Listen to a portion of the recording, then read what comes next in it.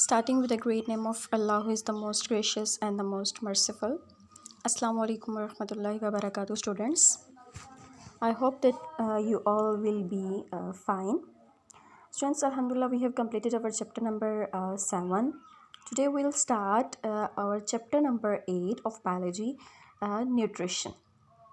Nutrition chapter में basically हम सबसे पहले देखेंगे कि न्यूट्रिशन है क्या। मैंने आपको कुछ जो है वो इंट्रोडक्टरी वीडियोस जो है वो सेंड की थी, होप्स कि वो आप लोगों ने देखी होंगी। तो वो बहुत बेसिक सा जो है वो न्यूट्रिशन का इस पूरे चैप्टर का निचोड़ है, आप समझ लो, ठीक है। तो वो इस लेक्चर को सुनने से पहले आप वो वीडियोस देख लोगे तो आपको ये सुनने में मुश्किल नहीं होगी, ठीक है।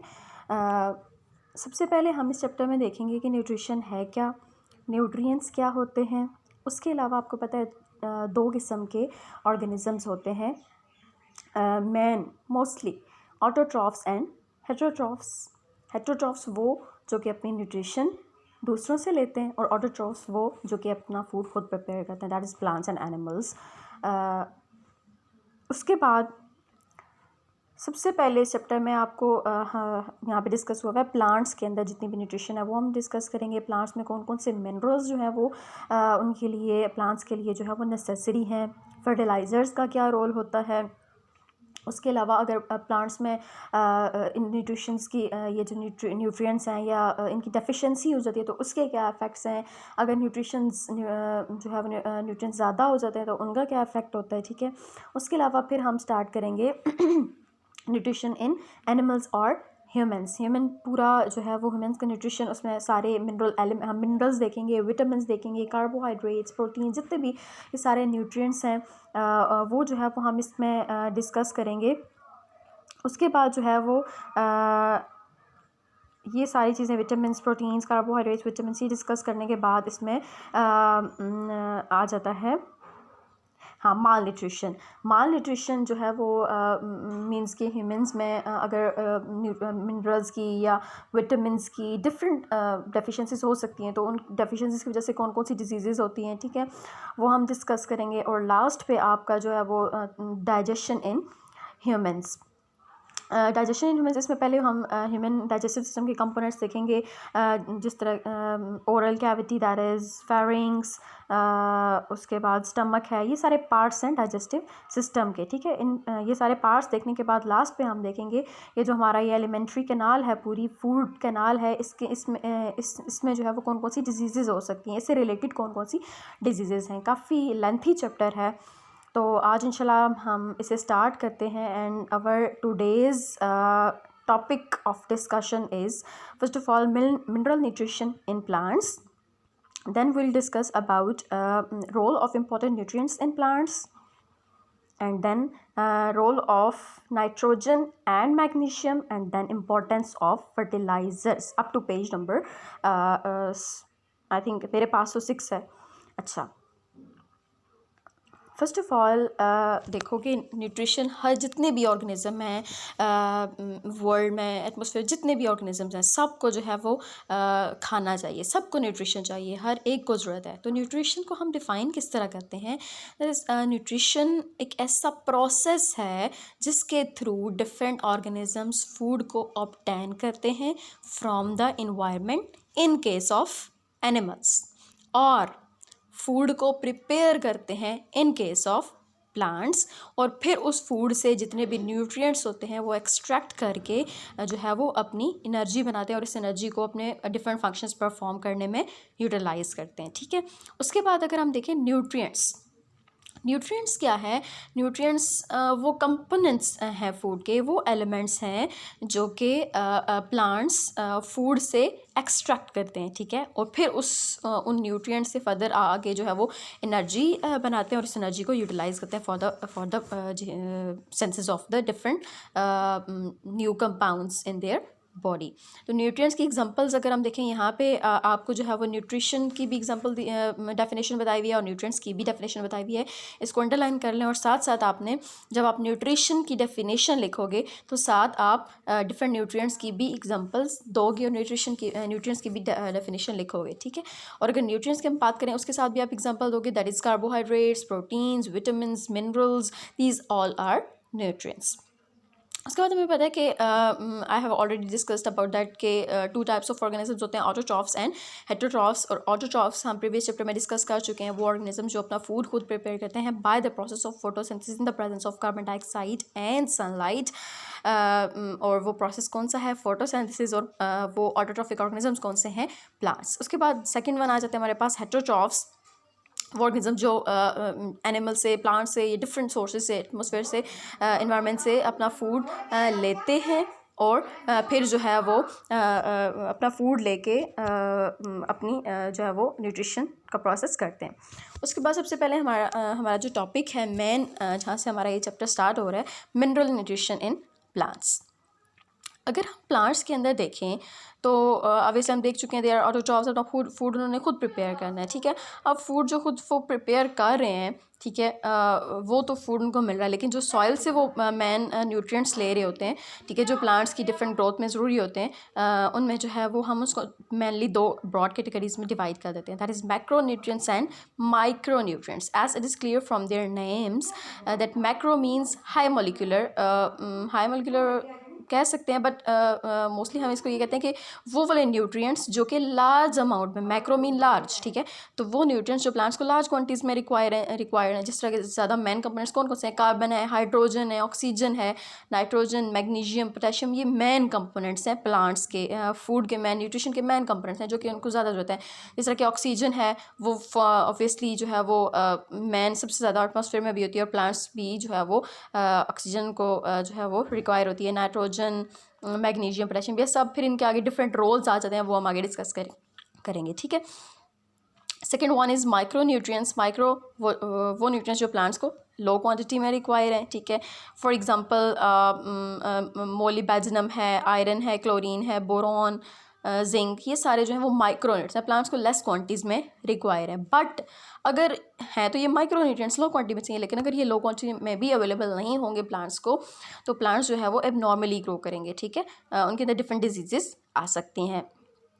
उसके बाद ये एक टेबल है, टेबल 8.1, इसमें जो है वो प्लांट्स के मैक्रो न्यूट्रिएंट्स और माइक्रो न्यूट्रिएंट्स की डिवीजन की गई है, और हर एक का स्पेसिफिक रोल लिखा हुआ है। तो ये आप लोगों की असाइनमेंट है। आप लोगों ने मैंने आपको एक टेक्निक बताई थी, एक्रोटिक्स की टेक्निक होती है, मींस कि आप जिस तरह पीरियोडिक टेबल याद करते हो ना, उसके फर्स्ट वर्ड से कुछ वो बना लेते हो, जिस तरह हाली नेगी रब से फरियाद है, जो भी, इसी तरह ये आप ये ज़्यादा है, मैक्रो आई थिंक 4 ही हैं, वो तो इसी तरह याद हो जाएंगे, लेकिन जो माइक्रो वो थोड़े ज़्यादा हैं, तो आप उनको सीक्वेंस में उस तरह याद कर लो, और फिर उनके फंक्शंस भी उसी तरह आपने जो है वो याद कर लेने, ठीक है। तो रोल में फंक्शंस इनका मोस्टली जो ज़्यादातर है वो enzymes as a enzyme act कर रहे होते हैं, या इंजाइम को हेल्प कर रहे होते हैं, ठीक है। इंजाइम के कंपोनेंट्स हैं, ठीक है, जिस तरह के हमने देखा था कि बहुत सारे कोफैक्टर्स होते हैं, इनऑर्गेनिक कोफैक्टर्स होते हैं, तो इनमें से बहुत सारे एज अ कोफैक्टर एक्ट कर रहे हैं, बहुत सारे इंजाइम के कंपोनेंट्स हैं, मीन्स के कोफैक्टर्स हैं, तो वो ज़्यादातर इस तरह के हैं। उसके अलावा और डिफरेंट फंक्शंस हैं, ठीक है, वो आप लोगों ने ये लर्न करने, ठीक है। अच्छा, यहाँ पे टेबल आपको दिया हुआ है कि हमने तो डिस्कस किया प्लांट्स का, लेकिन कुछ प्लांट्स होते हैं जो कि कार्निवोरस होते हैं। कार्निवोरस प्लांट्स कौन से होते हैं कि कार्निवोरस होते हैं ना, जो कि मीट खाते हैं। तो प्लांट्स, ऐसे कौन से प्लांट्स हैं जो मीट खाते हैं? आई थिंक आपने शायद पढ़ा हो जूनियर क्लासेस में। कार्निवोरस प्लांट्स वो प्लांट्स होते हैं जो कि मीट खाते हैं। फॉर एग्जांपल डिफरेंट इंसेक्ट्स वो खाते हैं। इतना ज़्यादा मीट तो वो बड़े बड़े ऑर्गेनिजम्स तो नहीं खा सकते। डिफरेंट जो है वो छोटे इंसेक्ट्स या स्मॉल एनिमल्स को वो अपने अंदर डाइजेस्ट कर लेते हैं। फॉर एग्जांपल आपने देखा होगा जो होता है वीनस फ्लाई ट्रैप होता है। उसके अलावा जो पिचर प्लांट होता है, मैं आपको एक वीडियो दिखाती हूँ जिसमें कार्निवोरस ये वीनस फ्लाई ट्रैप है, वो जो है वो इंसेक्ट को एक फ्लाई आती है तो वो किस तरह उसको ट्रैप कर लेता है। ये आप देखो, sorry this is the video. ये अब ये ओपन है, ये फ्लाई आई, फ्लाई जो है वो आके इसके अंदर बैठी, जैसे इसके अंदर वो बैठी तो उसने इसको ट्रैप कर लिया। तो ये एग्जांपल है कार्निवोरस प्लांट्स की, ठीक है। Back to the topic, next one हमारे पास है role of nitrogen and magnesium. अब ये भी हम जो है वो मैक्रोन्यूट्रिएंट्स को डिस्कस करें कि नाइट्रोजन जो हमने कहा था ये मैक्रोन्यूट्रिएंट है, इसका प्लांट्स के अंदर क्या रोल है। एक तो ये एक पूरी हेडिंग है इसके अंदर। एक तो हम देखेंगे कि एक्सेस अगर हो जाए नाइट्रोजन की तब क्या होता है, और अगर डेफिशिएंसी हो जाए तब क्या होता है। तो प्लांट्स को आपको पता है जो एटमॉस्फेयर में नाइट्रोजन है वो नहीं लेते, जो सॉइल में एटमॉस्फेयर में भी लेते हैं स्मॉल क्वांटिटीज़ में, लेकिन उसको वो नाइट्रोजन को लेते हैं in the form of nitrates. ठीक है, अब सॉइल के अंदर नाइट्रोजन अगर प्रेजेंट है, एरेशन पोरस होती है ना सॉइल, वहाँ पे भी अगर नाइट्रोजन प्रेजेंट है तो उसको नाइट्रेट्स की फॉर्म में लेंगे। और डिफरेंट बैक्टीरियाज प्रेजेंट होते हैं जो उसको जो है वो नाइट्रोजन फिक्सेशन करते हैं, नाइट्रोजन को कन्वर्ट कर देते हैं इनटू नाइट्रेट्स या नाइट्राइट्स। तो फिर वो प्लांट्स जो है वो नाइट्रेट्स और नाइट्राइट्स के आयंस जो है वो अपने अंदर एब्जॉर्ब करते हैं और डिफरेंट फंक्शन पे वो प्लांट्स के अंदर जाके परफॉर्म करते हैं। नाइट्रोजन की अगर हम बात करें तो वो डिफरेंट प्रोटीन्स हैं अगर प्लांट्स के अंदर, तो वो उनका पार्ट है, हार्मोन्स का पार्ट है। और अगर हम क्लोरोफिल का स्ट्रक्चर देखें तो क्लोरोफिल के स्ट्रक्चर के सेंटर में क्लोरोफिल सेंटर में आई थिंक मैग्नीशियम होता है। क्लोरोफिल का भी पार्ट होता है नाइट्रोजन, उसके स्ट्रक्चर में भी नाइट्रोजन प्रेजेंट होती है। उसके अलावा विटामिन, एंजाइम, इन सब का पार्ट होता है और इसमें जो है वो इनके फंक्शन में फिर हेल्पफुल होता है। उसके अलावा स्टेम की ग्रोथ में, लीफ की ग्रोथ में जो है ये बहुत इंपॉर्टेंट रोल प्ले कर रहा होता है। और अगर एक्सेस में नाइट्रोजन प्रेजेंट है प्लांट के पास, एक्सेस नाइट्रोजन प्लांट ले रहा है, तो उसका क्या इफेक्ट होगा प्लांट के अंदर कि too much nitrogen can delay flowering and fruiting. Delay flowering and fruiting का क्या मतलब है कि फ्लावर जो है वो प्लांट के ऊपर लेट डेवलप होंगे और ऑब्वियसली फ्रूट भी फिर लेट डेवलप होगा। और अगर डेफिशिएंसी है नाइट्रोजन की तो क्या हो सकता है कि प्लांट्स के लीव्स येलो हो सकते हैं। उसके अलावा स्टंटेड ग्रोथ, स्टंटेड ग्रोथ का क्या मतलब होता है, बहुत स्लो एंड स्टेडी ग्रोथ। ठीक है, अच्छा, ये जो फर्स्ट पैराग्राफ था ये नाइट्रोजन का था। सेकंड वन जो है वो मैग्नीशियम का आ जाता है। मैग्नीशियम क्लोरोफिल का स्ट्रक्चर मैं आगे बात कर रही थी कि क्लोरोफिल का अगर हम स्ट्रक्चर देखें पूरा, क्लोरोफिल जो कि ग्रीन पिगमेंट है प्लांट के अंदर, जो कि फोटोसिंथेसिस में हेल्प करता है और लाइट को एब्जॉर्ब करता है। इसका अगर हम स्ट्रक्चर देखें तो इसके सेंटर में मैग्नीशियम प्रेजेंट होता है। मींस के मैग्नीशियम क्लोरोफिल के स्ट्रक्चर का मेन पार्ट है। अगर मैग्नीशियम ना हो तो क्लोरोफिल का स्ट्रक्चर ही डिस्टर्ब हो जाए और प्लांट का कलर ही ग्रीन ना रहे। ठीक है, अच्छा, उसके अलावा अगर हम देखें इसके मेन फंक्शंस मैग्नीशियम के क्या करता है, डिफरेंट एंजाइम्स की वर्किंग में हेल्प कर रहा होता है या एज अ को फैक्टर एक्ट कर रहा होता है, हम ये भी कह सकते हैं। और डिफरेंट एंजाइम्स जो प्रोड्यूस करते हैं कार्बोहाइड्रेट्स, शुगर्स, फैट्स, उनकी प्रोडक्शन में हेल्पफुल होता है प्लांट्स के लिए। उसके अलावा फ्रूट फॉर्मेशन में, नट फॉर्मेशन, नट्स आपको पता है डिफरेंट जो है वो फ्रूट की फॉर्म ही आप कह सकते हो। उसके अलावा जिस तरह पीनट्स हैं, ठीक है, ये सारे नट फॉर्मेशन में। उसके अलावा सीड जर्मिनेशन में, जब सीड डेवलप हो रहा होता है उस टाइम मैग्नीशियम उसको जो है वो चाहिए होता है उसकी जर्मिनेशन के लिए, अर्ली डेवलपमेंट के लिए। ठीक है, नेक्स्ट वन, अगर डेफिशिएंसी हो जाए मैग्नीशियम की तो क्या हो, प्लांट्स येलो हो जाते हैं और उसकी विल्टिंग, लीव्स की विल्टिंग हो जाती है। विल्टिंग होता है गल सड़ जाना, डेथ हो जाना। ठीक है, तो ये जो है वो रोल ऑफ नाइट्रोजन और मैग्नीशियम हो गया। नेक्स्ट वन, इनसे रिलेटेड अगर हम न्यूट्रिएंट्स को और इन चीज़ों को डिस्कस कर रहे हैं तो हमें फर्टिलाइज़र्स को भी डिस्कस करना चाहिए, क्योंकि फर्टिलाइज़र्स के अंदर भी प्लांट्स के लिए न्यूट्रिएंट्स प्रेजेंट होते हैं। एक तो दो टाइप्स के वैसे न्यूट्रिएंट्स होते हैं, फर्टिलाइज़र्स होते हैं, ऑर्गेनिक एंड इनऑर्गेनिक। सबसे पहले फर्टिलाइज़र्स होते क्या हैं, ऐसे सब्सटेंसेस जिनको सॉइल में ऐड करने से उनकी जो है वो प्लांट्स की न्यूट्रिएंट कैपेसिटी ज़्यादा हो जाए, वो ज़्यादा न्यूट्रिएंट्स जो है वो लें उस सॉइल से फर्टिलाइज़र्स के थ्रू, और हमें जो आगे ग्रोथ मिले, यील्ड मिले प्लांट्स की, उसके वो हमारे मुताबिक हो। मींस के जितना हम फ्रूट चाहते हैं, ज़्यादा फ्रूट चाहते हैं, ज़्यादा यील्ड चाहते हैं, उसकी ग्रोथ अच्छी चाहते हैं, तो वो सारे जो है वो फर्टिलाइज़र का रोल होता है कि वो उसकी वजह से हम अपने डिज़ायरेबल कैरेक्टरिस्टिक्स के प्लांट्स जो है वो ऑब्टेन कर सकते हैं। और मैंने आपको बताया ऑर्गेनिक होते हैं या इनऑर्गेनिक होते हैं। ऑर्गेनिक और इनऑर्गेनिक आई थिंक आपको पता है। ऑर्गेनिक वो जिनके अंदर कार्बन और हाइड्रोजन बॉन्ड्स प्रेजेंट होते हैं, और इनऑर्गेनिक जिनके अंदर कार्बन और हाइड्रोजन बॉन्ड्स एब्सेंट होते हैं। अगर हम बात करें सबसे पहले इनऑर्गेनिक फर्टिलाइज़र्स की, इनऑर्गेनिक फर्टिलाइज़र्स वो नेचुरली अकरिंग की अगर हम बात करें तो हमारे पास रॉक फॉस्फेट है, एलिमेंटल सल्फर है, जिप्सम है, जो कि नेचुरली अकरिंग सॉइल के अंदर प्रेजेंट होते हैं और प्लांट्स इजीली उनको जो है वो ले लेते हैं। ठीक है, सॉइल के अंदर पहले से प्रेजेंट हैं और उनको कोई जो है वो उनको तोड़ने की या मॉडिफाई करने की ज़रूरत नहीं होती। प्लांट्स इजीली उनको जो है वो और वाटर के अंदर वो सॉलेबल भी होते हैं, रेडिली सॉलेबल होते हैं, डिजॉल्व हो जाते हैं और प्लांट्स इमीडिएटली उनको जो है वो यूटिलाइज़ कर लेते हैं। ठीक है, सेकंड वन अगर हम ऑर्गेनिक फर्टिलाइजर्स की बात करें, वही जिनके अंदर कार्बन हाइड्रोजन बॉन्ड्स प्रेजेंट हैं और वो ऑर्गेनिक वो हैं जो कि प्लांट्स जो है वो कहाँ से लेते हैं। They are derive from plants and animal material. Plants और एनिमल मटेरियल का क्या मतलब है कि अगर प्लांट्स कोई प्लांट्स हैं वो गल सड़ जाते हैं तो वो वही से मतलब सॉइल में ऐड हो जाते हैं और हम न्यू प्लांट लगाते हैं तो वो प्लांट जो है वो यूटिलाइज़ कर लेगा न्यू प्लांट। और एनिमल मटेरियल इसी तरह एनिमल डेड एनिमल्स हैं या इस तरह उनका भी या उनका मैन्योर हम यूज़ कर रहे हैं या वेस्ट मटेरियल हम यूज़ कर रहे हैं तो वो भी जो है वो ऑर्गेनिक फर्टिलाइजर्स के अंदर आएगा। तो अगला डिफरेंस इनका क्या है कि जो इनऑर्गेनिक होते हैं ना, मैंने बताया प्लांट्स इजीली उनको ऑब्टेन कर लेते हैं, उनको मॉडिफाई करने की ज़रूरत नहीं होती। लेकिन जो ऑर्गेनिक होते हैं वो ज़्यादा कम्प्लेक्स होते हैं, उनका स्ट्रक्चर ज़्यादा कम्प्लेक्स होता है। ठीक है, और प्लांट्स जो है वो उनको जब तक ब्रेक डाउन करते हैं तो उनको ज़्यादा टाइम चाहिए होता है उनको ब्रेक डाउन करने में और उनको यूटिलाइज़ करने में। अगर हम ऑर्गेनिक फर्टिलाइजर्स की एग्जांपल्स देखें उसमें आ जाता है मैन्योर, कंपोस्ट। मैन्योर होता है आपका ये जो एनिमल्स का वेस्ट मटेरियल होता है वो सारा मैन्योर है।